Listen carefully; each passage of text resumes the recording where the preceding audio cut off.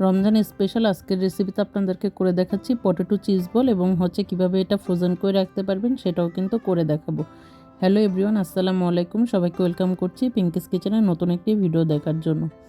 তো প্রথমে এখানে আমি নিয়ে নিয়েছি সিদ্ধ করে রাখা আলু।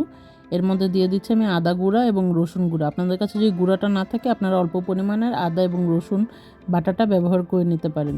দিয়ে দিয়েছি এখানে কালো গোলমরিচের গুঁড়া। কালো গোলমরিচ গুঁড়াটা আমি একটু বেশি পরিমাণে ব্যবহার করব।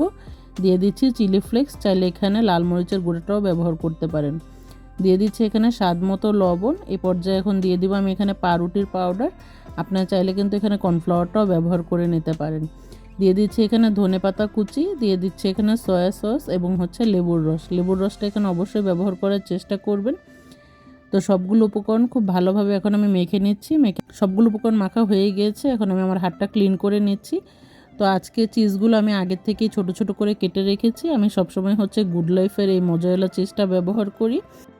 এখন ছোট ছোট বল তৈরি করে এর মধ্যে আমি চিজ দিয়ে দুই সাইড থেকে চেপে চেপে এখানে বলের শেপটা দিয়ে নিব। কিভাবে করছে এটা একটু আপনাদেরকে দেখে বুঝে নিতে হবে।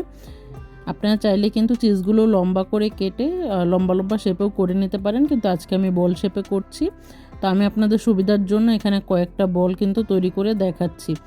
বল তৈরি করার সময় কিন্তু অবশ্যই খেয়াল রাখতে হবে বলটার মধ্যে যাতে কোনো ধরনের ফাটা না থাকে, তাহলে কিন্তু যখন আমরা এটাকে কোট করব বা ভাজবো তখন কিন্তু চিজটা বাহিরে বের হয়ে আসবে।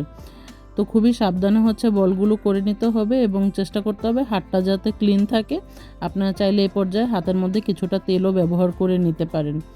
তো একইভাবে কিন্তু আমি সবগুলো বল তৈরি করে নিয়েছি। আপনারা চাইলে এখানে ছোট একটা চামচের সাহায্যে কিন্তু মেজারমেন্ট করে নিতে পারেন যাতে সবগুলো বল একই সাইজের হয়। আমি আজকে আমার প্রয়োজন মতন করে নিয়েছি, আমি আর আজকে কোনো মেজারমেন্ট করিনি। আমি এখন এখানে একটা ব্যাটার তৈরি করে নিব আটা, পানি, চিলি ফ্লেক্স এবং কালো গোলমরিচের গুঁড়া দিয়ে।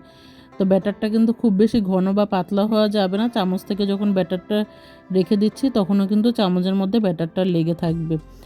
তো আমার ব্যাটারটাও হয়ে গিয়েছে। আর কোট করার জন্য নিয়ে নিয়েছি চিনি ছাড়া টোস্ট বিস্কুটের গুঁড়া।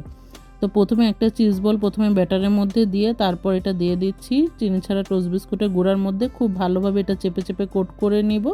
কোট করার সময়ও খেয়াল রাখতে হবে কোটটা যাতে খুব ভালোভাবে হয়। তো একে একে কিন্তু আমার সবগুলো বল কোট করা হয়ে গিয়েছে। এখন আমি এটাকে আধা ঘন্টার জন্য ডিপ ফ্রিজে রেখে দিচ্ছি সেট হওয়ার জন্য। আর একটা বল আমি আপনাদের সাথে ভেজে শেয়ার করছি। তো ভাজার জন্য এখানে আমি কড়াইতে তেল গরম করে নিয়েছি। তো মাঝারি আঁচে আমি বলটাকে ভেজে নিব। আমি বলটা ভাজার সময় হয়তো আপনারা খেয়াল করেছেন যে এখানে কিন্তু কোনো চিজ বের হয় না। যদি কোনো ধরনের ফাঁকা থাকে তাহলে কিন্তু চিজটা বাইরে বের হয়ে যাবে। তো আমার বলটা ভাজা হয়ে গিয়েছে। আমার বলটা কিন্তু অনেক বেশি চিজি হয়েছে এবং খেতেও কিন্তু অনেক বেশি মজা হয়েছে। তো এই বলটা কিন্তু আপনারা রমজান ছাড়াও বিকাল বা সন্ধ্যার নাস্তায় তৈরি করে নিতে পারেন বা বাচ্চাদের টিফিনের জন্য কিন্তু একবারে করে রেখে দিতে পারেন।